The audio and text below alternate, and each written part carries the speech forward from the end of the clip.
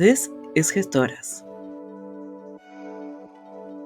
Gestoras Podcasts brings you conversations with cultural managers from the North and the South. We celebrate the work of Latina cultural managers, sharing their stories of success, challenges, and lessons learned. The episodes alternate between Spanish and English each week. El episodio de hoy de Gestoras es en inglés. Pueden leer la transcripción en español en nuestro sitio web o pueden ver el episodio en YouTube con subtítulos en español. Magdalena Moreno Mujica became executive director of IFACA in August 2017, having first joined the organization as deputy director in 2014. Currently, she is a member of UNESCO's Expert Facility Group 2019 to 2022 to support the implementation of the 2005 Convention. She is the author of the chapter Building Resilient and Sustainable Cultural and Creative Sectors in the 2022 UNESCO Global Report, Reshaping Policies for Creativity, Addressing Culture as a Global Public Good. Prior to this, Ms. Moreno Mujica was head of international affairs at the National Council for Culture and the Arts, Chile, an international ministerial advisor. In this role, she oversaw international arts and cultural strategy, served as program director of the 6th World Summit on Arts and Culture in Santiago 2014, delivered Chile's participation in 3 Venice Biennales, served on the board of the Fundación Imagen de Chile, and represented Chile on the IFACA board from 2012 to 2014. Before this, Ms. Moreno Mujica was based in Australia, where she was CEO of Culture, the national peak body supporting cultural diversity in the arts from 2008 to 2011, a member of the National Cultural Policy Task Force for Creative Australia, and led an international initiative to strengthen South-South dialogue, the South Project, from 2004 to 2008. She holds a Bachelor of Arts from the University of Melbourne, is an alumna of the Asia Link Leaders Program 2008, and the Australia Council for the Arts Emerging Leaders Program 2010. She has served on several boards, including for Diversity Arts Australia.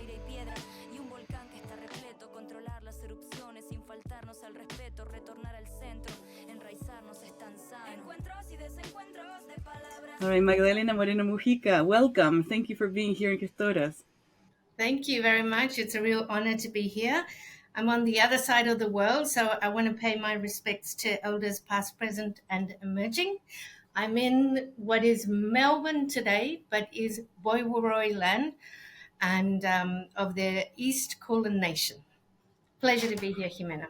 Pleasure to meet you too, Magdalena. We are here in Washington, D.C. in the unceded lands of the Piscataway. And it's such a pleasure to connect. You reached out to us. You had seen something about Gestoras coming out, and you reached out, and it was a wonderful opportunity for us to connect. And I want to start out by the beginning, by your beginnings. How did you become involved with the arts? Is this something that was in you as a little girl, that your family incentivized? Where did that come from? Well, it's always so hard to kind of decide by when or as of when. I'm from Chile, from Santiago, and I think I've always grown up with arts being part of day-to-day life. There's always been singing, there's always been a guitar, always. I can't remember any gathering in my family that somebody wouldn't bring out a guitar and everybody would start singing. My mother's a painter, which helps. So I remember going to her studio. She started as a political scientist and then got married and then decided to, really follow her passion, which was painting. So I grew up observing that. But I would say music has been a really important part of my life, particularly. And so yeah, I've always been interested. I've always, as a very young girl, seeing the power of arts and culture. I was born 6 months before the dictatorship happened in my country, in Chile. Obviously, I don't remember that. But I do remember being very young and seeing the power of music and the power of art to connect people. And it's always fascinated me. Yeah, I was born 3 years before the golpe in Uruguay too, and very similar kind of experience of having music and art still be some way that people could connect to each other and express feelings about what was happening then and later on. Absolutely. Sometimes when words are too difficult, the art can convey what words can't, in a way. Yeah. And what was your training since you came from this very musical environment? Did you, and your mom was a painter, did you train as an artist, or what was where did your career take you? So I thought that I wanted to be an architect, or I did want to be an architect growing up. I was always fascinated. I've always been interested in sort of, well, actually, I'm originally also a trained pianist, but I don't practice. I stopped that many, many years ago. But music was always part of our family. Music journalism is what my family are very well known, and probably a little bit of politics there. So I thought that I was going to go down the architecture path, and I had a weekend job in Santiago where I was an assistant, a very junior assistant in a print workshop, the Chilean print workshop that was led by a very famous Chilean artist who has passed away, Nemesio Antunes. And that, well, printmaking is very process driven. So it's patience, it's allowing accidents to happen in terms of the creation process, but in the experimentation process, it included chemistry. It was just a really interesting space to be in. It suddenly opened up this real interest for me to go and study arts, visual arts.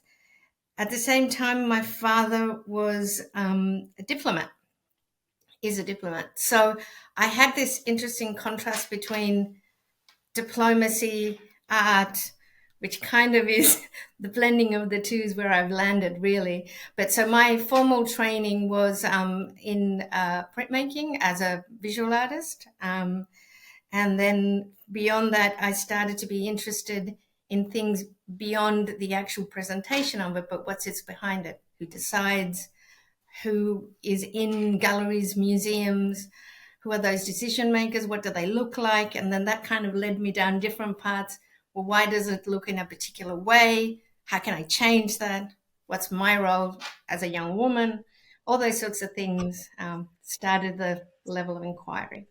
So now you're going to answer all of those questions. No, I'm just kidding. Just kidding. Now, how many hours do we have? It's chapter one today. Yeah, well, it's really interesting. So my father was a diplomat, and we traveled around the world ever since I was a little girl.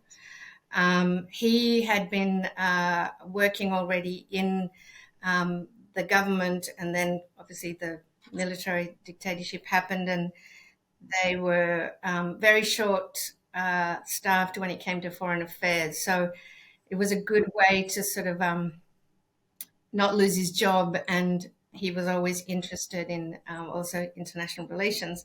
So we traveled. I lived in countries like Bolivia, I lived in Peru, I lived in the Philippines, I lived in Canberra, Australia.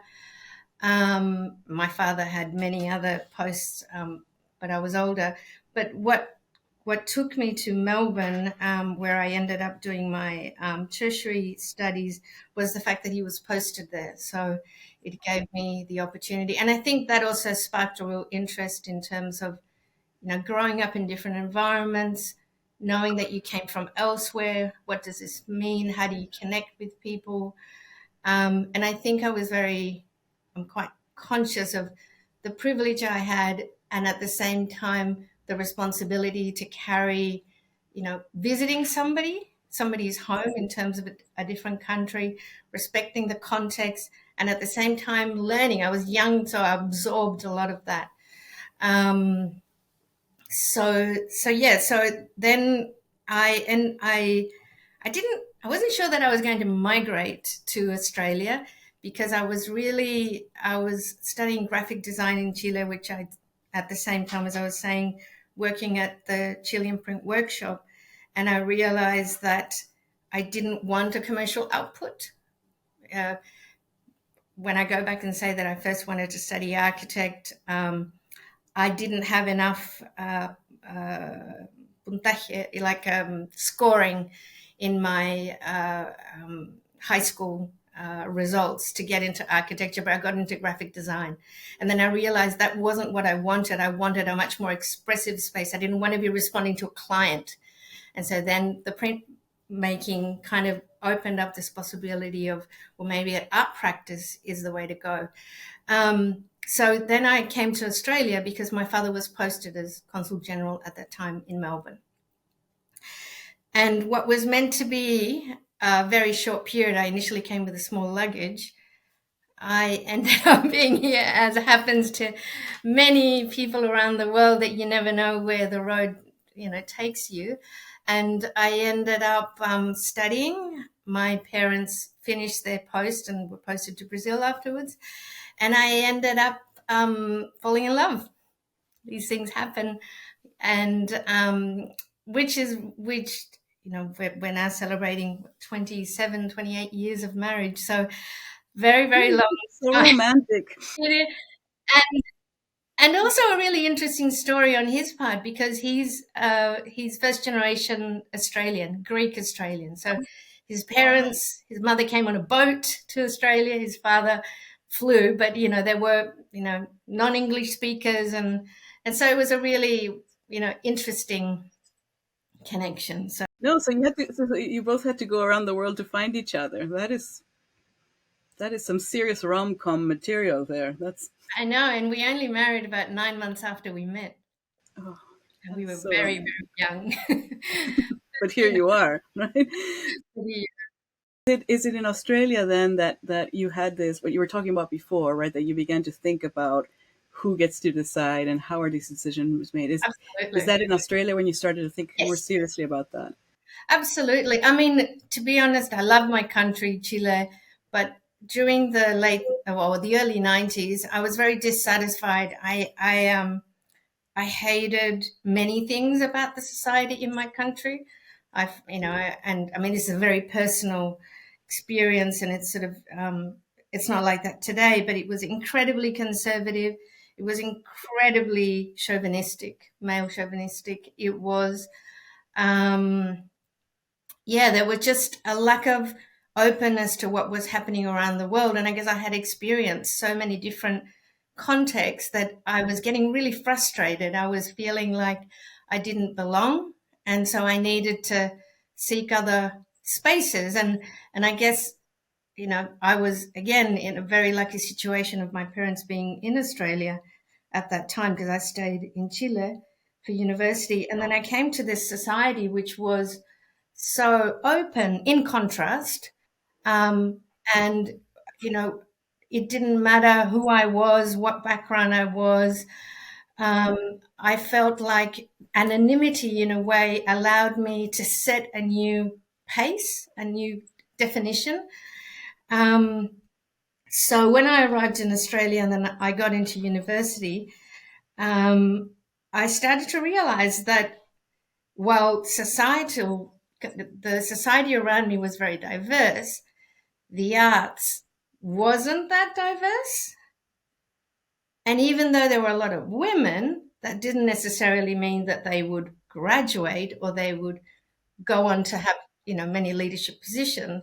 So I found that I was a Latina who then did not have an Australian accent, had more of a foreign accent, who was very kind of outspoken in a way, because that's the environment that I'd grown up in, that you need to speak, even though my parents generally told me to be quiet because, the context that we were in. But, it was, you speak up. There's an issue, you speak up and you're open and you put it on the table and you debate it.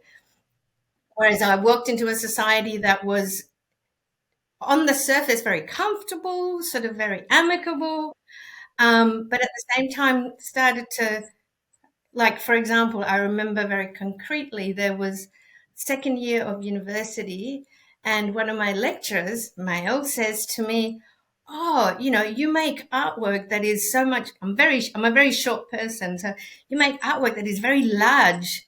Printmaking is generally smaller, but I would make installations and very large pieces. And you have a foreign name and you're a woman, you're perfect biennial material. I mean, this is in the early 90s. And I'm like, what? And so then I changed my name and I started to present my work with the pseudonym of a male, which I won't say what name, but a male name, a male Anglo-Saxon name, because I wanted to test the waters. I'm like, okay, well, is my work going to be perceived different if it's done by, and it's not the name, but by John Smith? What does that look like? So that investigation, which was more about my work and my practice, then started to make me realize that I was getting a little bit of traction because I was getting the attention of other artists or fellow students, and even some of the lecturers going, okay. I started to push the boundaries a little bit of what the status quo was at that point. And then that interested me into art history and also museum studies and who represents, who makes the decisions. And then I started to realize, as much as I like my practice and my work is in some collections, I felt like maybe that wasn't the best way to convey my creative message or my message. And that's when I started to look at, well, hang on, I'm really interested in what's happening in other contexts, in other countries. I want to explore the world. I want to challenge the boundaries of what is acceptable and kind of offer or look at other alternatives. I was invited to set up the first gallery at the Victorian College of the Arts, which was in a way the kind of the conservatorium type of the University of Melbourne. And I had no formal experience. I'd never worked as an arts manager, but I knew what the challenges were, and I accepted the role. And I started to investigate different models and kind of possibilities around the world. And that's what then sort of opened my eyes to, hang on, maybe there's another path that isn't necessarily my practice. I often get asked, do you miss your practice? And I said, I miss making, but my creative energy is 100% present in everything that I do, policy decisions that I make, considerations when we're looking at the working conditions of artists, and like it's part of my day to day. So no, I don't think I've lost that. Yeah, there's enormous scope for creativity and necessity of having creativity precisely to tackle those problems, because you have to imagine worlds that don't exist yet and imagine ways to get them. So I hear you absolutely on that. So you were part of the National Cultural Policy Task Force for Creative Australia. You were involved with Kultur, the peak organization working in diversity in Australia. So that is what happened next after this initial training and this, when you were moving away from this your pure artistic practice towards arts management? Well, there was a really important moment that I received a very prestigious award in Australia called the Keith and Elizabeth Murdoch Travelling Fellowship, which is an incredible, Dame Elizabeth Murdoch, who's passed away, is probably one of the most important philanthropists in Australia. And she would award a prize, a travelling prize for a project, a former alumni of the Victorian College of the Arts. And I won that award for my practice, which is just in parentheses, which what I presented was a tribute to my grandfather who had passed away in Chile, and I couldn't be there. So it was about loss and kind of like memory and also looking at generational knowledge and sort of passing of that. Anyway, so that's what got me the award. But then my project was to go and explore how non-Western art is represented in a Western context, because I was particularly interested going back to those intersections.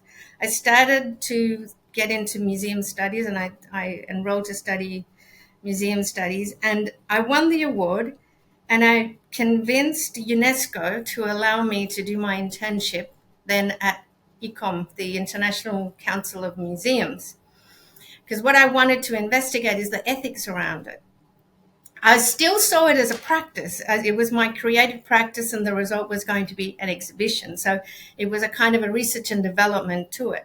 But what took me into a different path, that I started to get interested in sacred object, human remains, repatriation, the concept of ethnographic museums. What does that mean? Who is deciding? How are things labeled, even in terms of cultural context? So that body of work then suddenly, and I spent a year in Paris, and I traveled around Europe looking at the different ethnographic museums. Like in Denmark, I participated. I sometimes see it as a little bit subversive, because for me, it was still about artistic investigation. But the context that I was in was really about more as an intern. I was very young. I was in my early 20s. But that body of work then resulted to me coming back to Australia and realizing, as I said before, that the practice of it, the artistic practice, wasn't the best avenue, and that I wanted to pursue others. So when I came back, I started working in a project called the South Project, which was about South-South exchange across the world, and looking at visual culture. And there was a lot of exchanges between particularly Indigenous and non-Indigenous arts and culture, and in that space, kind of self-determination about how we want to work together, trying to challenge again that little bit of the status quo in terms of the global north. And I was the director of that project for a few years, which took us to Chile, took us to Brazil, to Indonesia, to South Africa, to New Zealand. And from then I went to Kultur, and in my capacity as CEO of that organization, was invited to be part of the National Task Force to write the new cultural policy for Australia. Yeah. I'm interested in that. What kind of things animated you when you were part of the task force for this new cultural policy? What kinds of things were you bringing to the table? Well, I can't remember how many we were. We were about 20, I think, across Australia. And so we all had a kind of a constituency to represent in a way. And so mine was cultural diversity, and particular the migrant experience. I mean, it was direct lived experience for me. But it was also of making sure that I was being truthful and honest to the diversity of what that means in Australia, because this country is a country, and please don't quote me on this exactly, but it's something like, used to be anyway, about 60 to 65% of the population has at least one parent that was born overseas. That's quite large. Yeah, yeah. So in terms of even generational, there are, and then if you look at the diversity of languages, the diversity of faiths, but I think what was really interesting for me is that, you had somebody looking at music, you had somebody looking at theatre. Cultural diversity was across. And I mean, there were a couple of people that were focused on First Nations. But in terms of the diversity, the demographic that I was responsible for just felt so disproportionately big in a way, because I wanted to make sure that there was cultural diversity in theatre, in music, in a whole range of different sort of in the gallery sector, in the performing arts spaces. So that sometimes felt a little bit like a very, very big challenge. However, it was an incredibly collaborative space where, for me, it was always saying, okay, let's not stick to one aesthetic or one viewpoint or one canon, because if we're truly going to talk about a straight, because to me, the key thing was the kind of the white paper for the National Cultural Policy was then telling Australian stories. So I wanted to unpick what is an Australian story. And so we needed to look at our society, our demographic, that diversity. So if we went with a canon, with a more traditional, I mean kind of Western canon, then it was only, so I had to prove through metrics of, what is the demographic, who is represented. So but it was a really like incredible space to be in. And I'm really grateful for the honor. And it was led by, who regrettably has passed away recently, the Minister of Culture or of the Arts, Simon Crean, at that time a member of Parliament.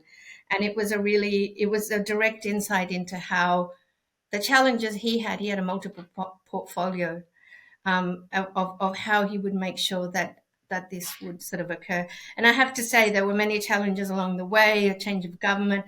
But today, what's really exciting in Australia is that there is a new cultural policy that has been announced, and Creative Australia is going to be launched tomorrow. So Oh my things take, goodness. yeah, so Oh, that is things do take time, and this is a good 10 more 15 years. Yeah, and so that space gave me the opportunity to continue thinking about maybe a role I can have in the policy area. sure. And that's an incredible achievement to come up with a cultural policy for a country with such an immense amount of diversity or in scope of diversity as you were describing. And it seems that your approach bringing diversity to the table in the cultural policy was to not treat it as one more area, dance, theater, etc. I mean, diversity, but rather to have diversity infused throughout. Absolutely. That it has to be present throughout all of the disciplines and in all of the ways. Absolutely. And I would say that, kind of going back to the role of Kultur now, not only on the cultural policy, but Kultur's agenda. When I took on the role of, well, today that organization is called Diversity Arts Australia is what it's called today, and it's led by a really wonderful CEO, Lena Nalus. But for me, when I took on the role of CEO at Kultur, it was really focused around the presentation of diverse artists, or artists of diverse. Here we sometimes use the word culturally and linguistically diverse. But I felt that was pigeonholing it again. It was like, okay, we will bring you this product that you can have, and isn't it great? And I mean, of course, that's important, but what is your audience? Who are you not reaching? Who are members of the community that feel like they don't belong in your spaces, in your theatre? Let's reach out to them. Let's go to the Opera House, the Sydney Opera House, and let's have a conversation about what does your programming look like. So for me, it was that exact thing that you're saying about that kind of ensuring that it is across, and also across levels. There's some really great work that Diversity Arts Australia is doing now around a self-audit of your institution, like your governance, how representative is it? The people you hire, the senior leadership team. So all like layers and layers. So there are so many ways you can cut it to kind of go, okay, who is at the table? Who is making decision? It's not good enough to say, oh yes, we employ a quota that does, what are their roles? What are the decision making delegations? So I think for me, it's that we assure change or positive change when we really change the structures, and then that more systemic change is achieved. It's not just the representation in what we exhibit or what we program. Without having diversity in the decision-making structures, it doesn't really change anything. Absolutely, absolutely. I found really interesting. The last Sydney Biennale here was curated by an incredible First Nations curator, Brooke Andrew, and Brooke Andrew is, an internationally renowned visual artist that is, of a caliber that is out of this world. So he has an incredible breadth of knowledge and networks.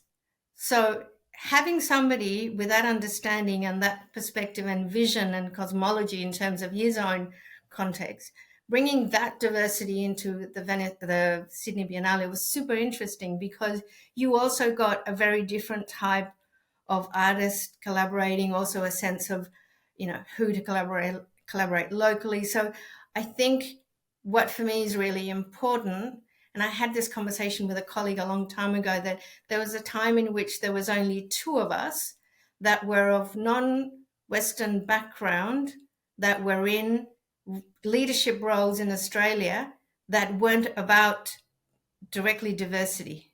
Do you know what I mean? So, so, and in fact, the tides are changing, but not that long ago, Wesley Enoch, who's the, I believe, then artistic director of the Sydney Festival, which is one of the most important festivals, was the only Indigenous leader in a kind of a broader leadership role rather than in an Indigenous role. And when that starts to happen, when you get that level of kind of diversity, when you get, then you really start to see change and you avoid those silos and pigeonholing. Exactly what you're saying here in the U.S. That is that has been very common too, right? That Black or Latino cultural managers are often in the position of being equity and diversity officers, be in charge of diversity initiatives, but that's not the real change. And it also puts the burden of change on people who are already in a position of less power, right? It's so unfair as well. It's when you start to see people occupy decision-making positions that impact the entire organization or impact policy, that's when the real change happens. And what you're saying is, it seems like that's everywhere. That's what's happening everywhere. So you were being part of this group crafting Australia's new cultural policy, and then you were in Chile crafting Chilean cultural policy. Well, one thing I would always say is be careful what you wish for. And somebody always says to me, you just have to visualize it. Yeah, be careful what you visualize. Because obviously, I mean, I've felt so honored to work in the Australian context. Australia has been, I now have dual citizenship. It's been such an incredible country for me. And I owe this country so much and I have so much love and respect for it. But it's something very different to work for your country of birth, the country that you culturally sort of you identify as a person. So these things sometimes it's things that happen that are unexpected, and one just needs to be open to the possibility. The then Minister of Culture came to Australia for the can't remember what summit, the fifth World Summit maybe on Arts and Culture that is led by IFICA, which now I run, which at the time obviously I didn't. I was just an attendee. They asked me to moderate one of the sessions. Anyway, and then the Minister of Culture of Chile came because Australia was handing over the baton because Chile was going to host the next one. And there was a meeting and I got invited to consider working, which was a really You got poached, is what happened. You got poached. poached. I had never worked professionally in Spanish. I mean, even though I'm a absolute, it's my mother tongue. It's like okay, and then, but I was so overwhelmed by emotion and humbled by the possibility. And I spoke to my husband, my Greek Australian, who is a navigator in his DNA, and he said, "Let's do it."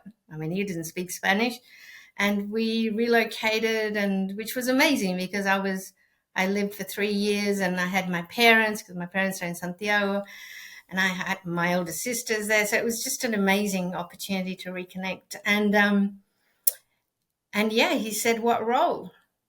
And I said, "If it's available, I'd like to be your advisor on international affairs, a director of international affairs." And why was that? Why was it that international affairs was what you wanted? Well, I mean, I felt like because I already had the context of another country, and I also had done that research work at UNESCO, and I continued to all the work that I did. I was always thinking about how to learn from other countries, even when I was rethinking the role of culture and diversity. I thought, okay, I need to find out what's happening across the world. And we collaborated a lot with the UK, particularly looking at their diversity and inclusion. I wanted to explore quotas, whether they worked. We looked at a whole range of different countries, but I needed to make sure that they were kind of relatable to the Australian context. So I felt like going back to when I wanted to leave the country because I felt it was so conservative, like, well, maybe this is a way in which I can influence because I can contextualize what is happening across the world and potentially bring in some fresh ideas. And I also felt that the international portfolio would allow me to be a little bit different. And it was almost like I had to be different to what was happening in the national context. And also, I hadn't worked in the national context, even though I had presented exhibitions. We had done projects with the ministry in the past, under different administrations. There had been that level of exchange, but I didn't feel well versed. Two areas I would have gone down, either international relations, or option two would have been to develop their cultural diversity area. But I felt that the international relations would also enable me to understand what was happening at a national level, learn a lot, and then be able to connect the dots in terms of what's happening internationally and hopefully support.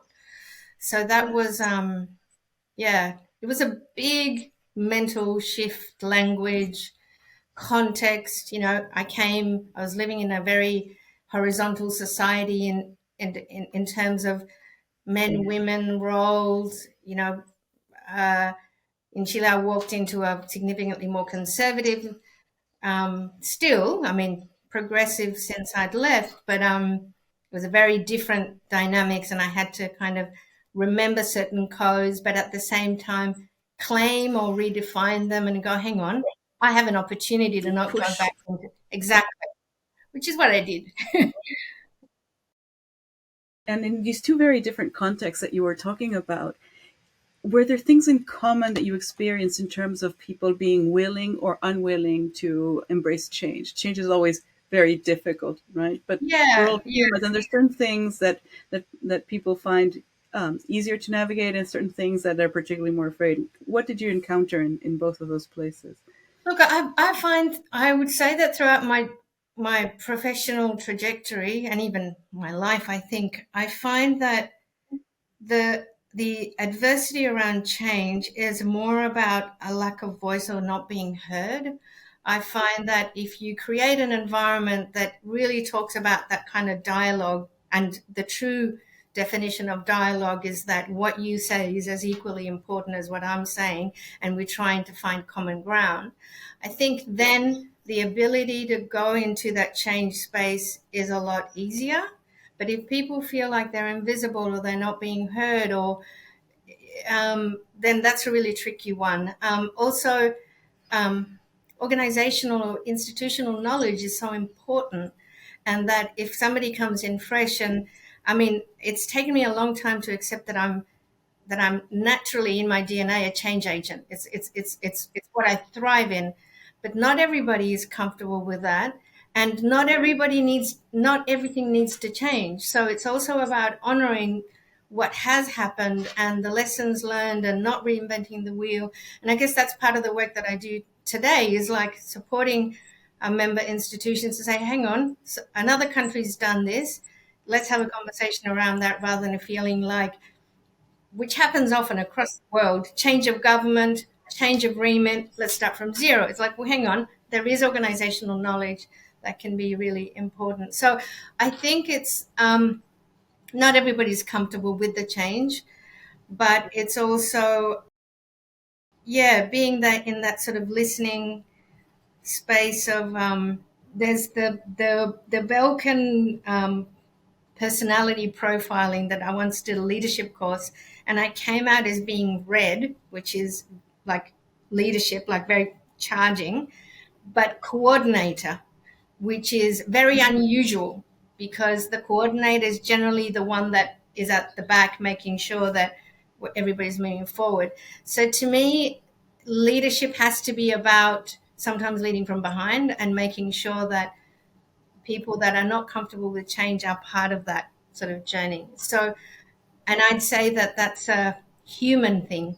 It's less cultural. Obviously, you've got to navigate the cultural nuances of the context, but I think it's a universal thing that, people want to be heard, and people have the right to be heard because they've been doing work and valuable work. So I think, and then taking them through the journey. I found that in Chile there was very kind of set processes of how you do things. So, with the team that I had, which was an incredible team, was like, well, let's test the waters. And they were like, oh, I don't know whether we can. I'm like, we're the international division.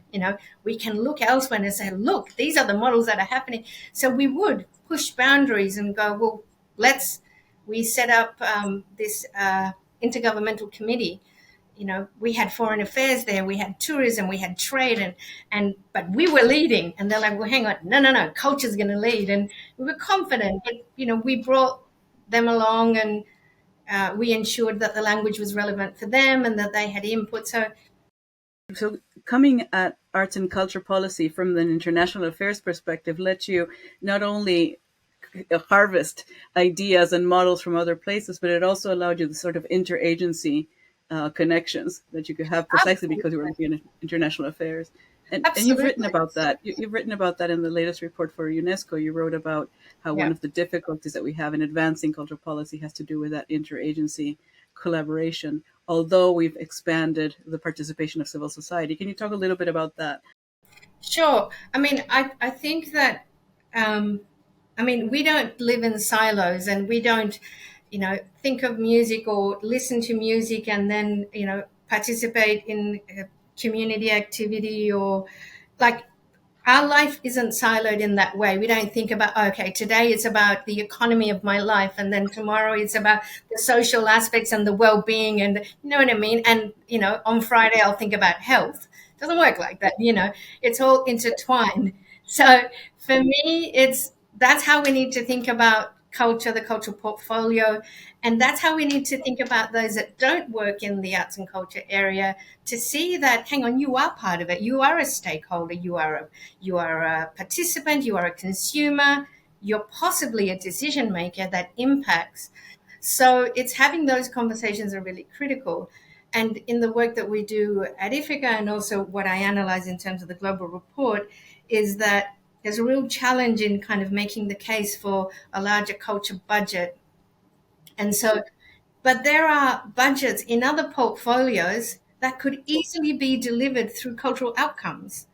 And so if we have a conversation, in actual fact, you could end up making, somebody in the social development space or somebody in health, making their life a little bit easier by saying, hang on, you need some of the outputs that you have to deliver against X, Y, Z. We can help you do that. And we just need a little bit of investment to go towards. So suddenly, rather than having to just fight for the culture budget in your portfolio, you actually have a whole entourage of allies that are going, yeah, I need this to work because this is going to help me deliver on X, Y, Z. And that's what that whole of government approach is really important. And for me, I found when I was working in Chile, I found it really interesting that the culture portfolio, even though it depended on education, we reported to the social development portfolio. And I always remember that when we had to prepare the budget papers for the minister to review and present, we had to answer a very simple question. What problem are you trying to resolve?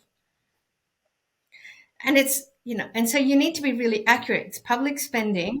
You need to make sure that you're clear in terms of who it's going to reach. So when you're thinking about how does this sit within a social development context, what bigger problem, it actually makes you think differently. When you bring people from other portfolios, other policy areas, it encourages you, if not forces you, to think differently how you communicate to those that aren't in the cultural sector, that we sometimes are guilty of speaking in a certain code that is difficult or not easily translatable or decodified in terms of different portfolios. Yeah. And speaking to ourselves, right? Speaking amongst ourselves in the sort of echo chamber of ourselves. Well, That's and right. Now in the position you occupy now, you're doing that in an exponential kind of way, right? Not the speaking in codes or in echo chambers, but this kind of cross-disciplinary, cross-agency, cross-everything on a global scale. So So you were in Australia doing cultural policy, in Chile doing cultural policy. Now you're back in Australia doing really international cultural policy. What do you think are the skills, or what are the skills, the arts management skills or personal characteristics that help you do the job that you do? Um, Look, believe in yourself, I think, is a really important. We sometimes, or I sometimes feel like there's a little bit of imposter syndrome when you think about, am I the right person to be saying this? And then you go, hang on, actually, I've done the work, I've done the field work. I have to admit, I don't have the academic credentials. I wish I had. I just haven't had the time to it. It's been a busy decade, You've been a little a little busy. busy. But to me, the lived experience and the working on the ground and the learning on the ground has meant that I have the perspective of what it is, looking at it from the government perspective. I have the perspective from civil society. I have the practitioner. I have the audience perspective. So it's kind of constantly making sure that your multiple hats, you're kind of analyzing what it is that you're confronted with, and also assuming that we all have knowledge, but we also have baggage. And so, kind of trying to divide what is right, or what I think needs to push forward, and then what is my makeup of who I am that may not necessarily. And working in the international space is always it has to be a lot of self-reflection, because what I assume is the path may not necessarily be the path for you, may not necessarily be the path for, a minister that I'm speaking to in a Southeast Asian country, or it might not be the cultural policy situation in the Gulf region. So it's kind of going, okay, so this is my context. And so that listening aspect is really, really, really critical. The other is evidence based. I cannot emphasize enough. I mean, it takes time, but making sure that the arguments that you're making are really strongly based on evidence, examples. So while in a way my role is generalist, I make sure that if I'm going to go to specifics, then I know that I have that backup. Surround yourself with intelligent people, very important. I'm surrounded by incredibly intelligent people, probably much more intelligent than I am, but that together we bring these ideas and test the waters. So what IFICA is today is thanks to a very large group of people working both in the Secretariat, the board, and our members. So it's that sort of constant, it's a kind of balance between being confident and bold, and believing in what you believe is required, and at the same time having the humility and reflection to go, I may not necessarily have all the answers, and in fact I could be wrong, and that's okay, as long as there's an investigation into what that means and how we can resolve that moving forward. But I think those qualities and empathy and listening are absolutely critical. And I'm grateful for my upbringing. I'm grateful for I love being a Latina. I love being a woman. I wouldn't change any of those things, because I think they kind of challenge and, give me a certain richness in terms of how I may present ideas or look at things in different perspectives, through different lens. You talked earlier about the difficulties in having the impossibility of having a single truth, right? That what may be true for you, or the way forward that you see for you, might not be the way an East Asian country sees it, and might not be the way a European country sees it. So to balancing all those competing ideas and competing interests, that takes a lot of energy, right? And a lot of mental gymnastics to manage. What excites you most about the work that you do, and where do you get your strength from or your energy to do this work? Well, for one, I feel like it's really purposeful. And one of the first challenges that I was given when I took on the role of executive at IFICA was to do an internal review whether we were fit for purpose. And I said to the board very openly, I said, do you really want me to do this? Yes. And I said, do you realize that if we do this, honestly, I could end up firing myself, because the organization could potentially be redundant. And so I needed to be comfortable to do that, and the board needed to give me the green light to do it.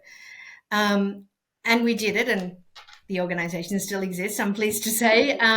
But it was an interesting process to go, okay, really kind of unpick what that means in terms of our being really fit for purpose. So for me, that was sort of really critical to do that. And then once we had that sort of kind of really strong self-reflection, that purpose was really exciting about, okay, then how can we support our members? How can we really kind of put it back onto what are the challenges our members had? It was a lot of listening. It was a lot of kind of analyzing, and I think that was sort of really critical.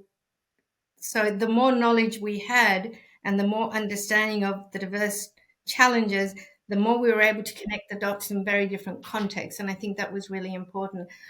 What fills me with pride and what drives me is the fact that I see change, even though it's small. I mean, in many cases I can't say because, for example, it may seem a little bit abstract, but after the Ninth World Summit that we just had in Stockholm, which was around artistic freedom, we wanted to, I mean, I will talk about the theme a little bit, but I just want to say that one of somebody in a government role, and I won't say where, said to me, I didn't realize I was a gatekeeper. And that just, I mean, that's what you want. And not only in government, we had, members from civil society say, I didn't realize that I was reinforcing stereotypes. So what, oh, it's huge. So for us, the summit in Stockholm, which was really a key moment to say, to unpick artistic freedom, and I would encourage people to see the report, which is in English and Spanish on our website, which kind of looked at all of the sort of issues around what it is to be able to create, present, distribute your work, and participate in cultural life. What does that look like? And who is deciding what I can access? Who is deciding what I can create? Who are those gatekeepers in a way? And kind of reflecting on internally how the fact that we're all part of, in a way, influencing this space. When we started the summit, I said to the 400 and so delegates in the room, I said, we're here.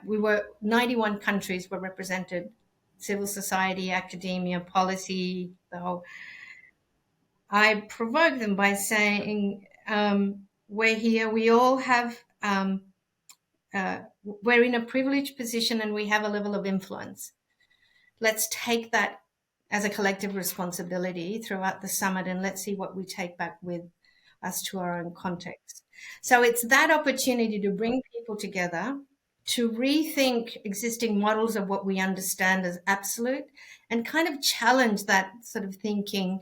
In this case, around artistic freedom, we had First Nations voices looking at how, whether they were feeling represented or underrepresented, what we were talking before, what does that look like? Who is making those decisions? We had the artistic community kind of critiquing also whether they were guilty of those things. We looked at funding criteria. We looked at countries that were in war. We looked at the displacement of those. We looked at what happens when displacements create another level of displacement in terms of alienation in the country that you're being received into. We looked at racism and social injustices within country and the layers of society. So you start to unpick this a lot larger, and then you realize, hang on, this is everybody's problem. This isn't the problem of a few artists that feel like they don't have an opportunity to speak. And I guess that's what excites me, the opportunities of putting those sorts of ideas and kind of having uncomfortable conversations that we really need to have. But also having those moments of realization, right? To have those people say, I didn't realize I was a gatekeeper. I didn't realize I was perpetuating this.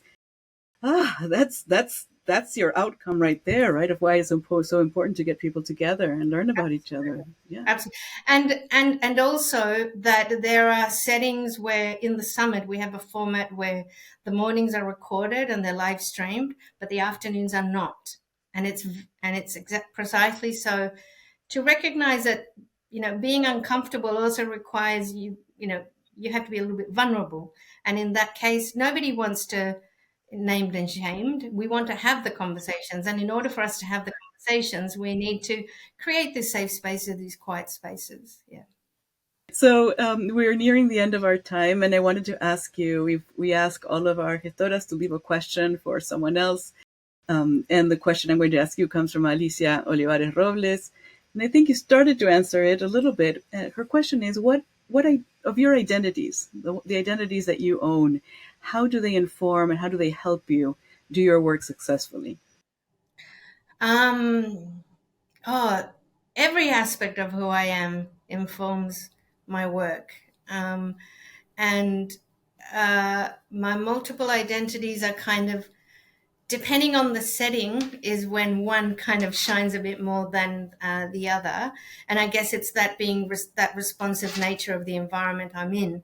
So, yeah, I mean, it kind of, I mean, I'm very proud of who I am as a whole, but, and there are many layers of that people don't know of me, but still sort of inform my work or inform how I formulate ideas. Not everybody knows that I had a practice. Not many people in my work know that I have a child with a disability. Little things that kind of make up who I am.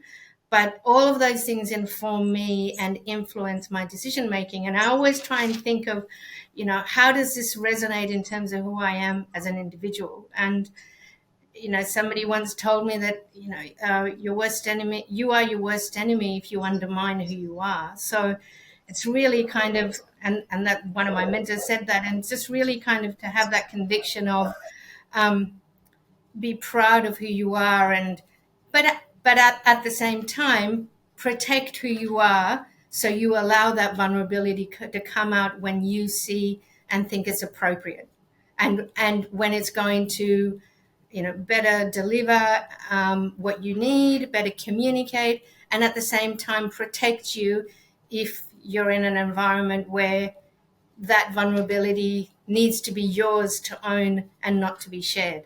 So I think, and look, I don't know if it's a gender thing, but I find women and women, people that identify in the kind of broader women, female space, tend to have that constant needing to kind of negotiate those different spaces and kind of decide when to push and not. And there are certain settings, I mean, I've had plenty of situations where I've been undermined for being a woman. I've been questioned how I can work full time, having 3 children and traveling and all the things. And you kind of, okay, well, that's your thing that you need to resolve. It's not me. And it's how much one is willing to share and is really entirely up to one. But I think that kind of pride and ownership of the diversity of what makes us up as individuals, I think is the best and the strongest position to be in, because nobody can be you. And I think that's what, when I think about points of difference and negotiating, even when I was working in Chile and looking at multilateral or bilateral agreements that were about negotiating, aspects, it was all about, okay, what do I know? Where do I come from? How do I position that? How do I create those arguments? And obviously, as I said before, backed up with evidence base. What about little Magdalena? So if you were to encounter yourself as a young person, maybe not little Magdalena, but as a very young person just starting out, maybe she is doing her printmaking right now and starting to have these questions. What would you say to her if you came across her today?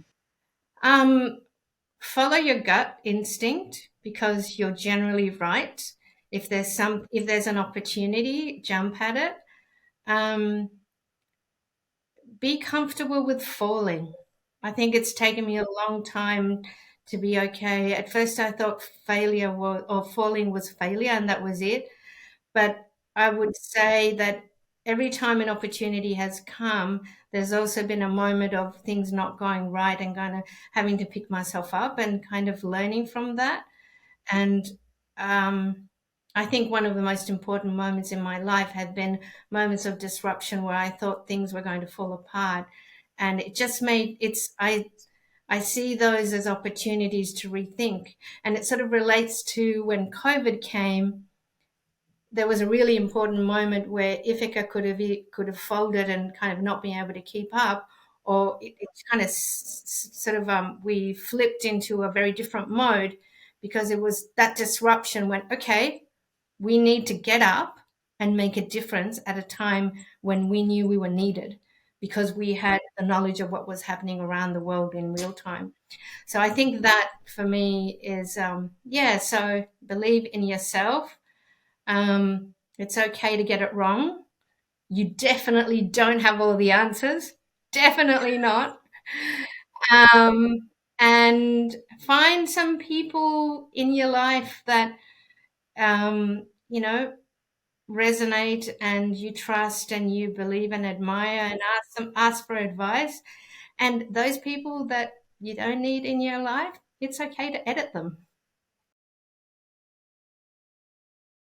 That's excellent advice. I hope she listened to it. She was a bit stubborn along the way. So, Magdalena, what question would you like to leave for another one of your colleagues here on Gestoras to answer? Oh dear. Well, quite often when I'm moderating a session and I've got, a few people or two people, I want them to walk in the shoes of the other and then ask them a question or provide them with advice. So so maybe, I mean, this is a little bit different, but say if you were to be in a meeting or in a room where you had to speak or collaborate with somebody who was the antithesis of what you believe in and represent, how would you get them to the table? How would you create that common ground? All right, I will ask that question. Okay. Magdalena, it has been such a pleasure to talk to you. Thank you Oh, very much for making thank all this time to share all of this with us. Thank you. No, pleasure. Pleasure. This was Gestoras. This episode of Gestoras was hosted by me, Jimena Varela, and produced by Anush Titanyan. It was recorded in Washington, D.C. and Melbourne, Australia. Our theme song is Hace que exista, Make It Exist by Eli Almic. The graphic design is by Bia Silva. Gestoras is mixed and supported in part by the Arts Management Program at American University, Washington, D.C.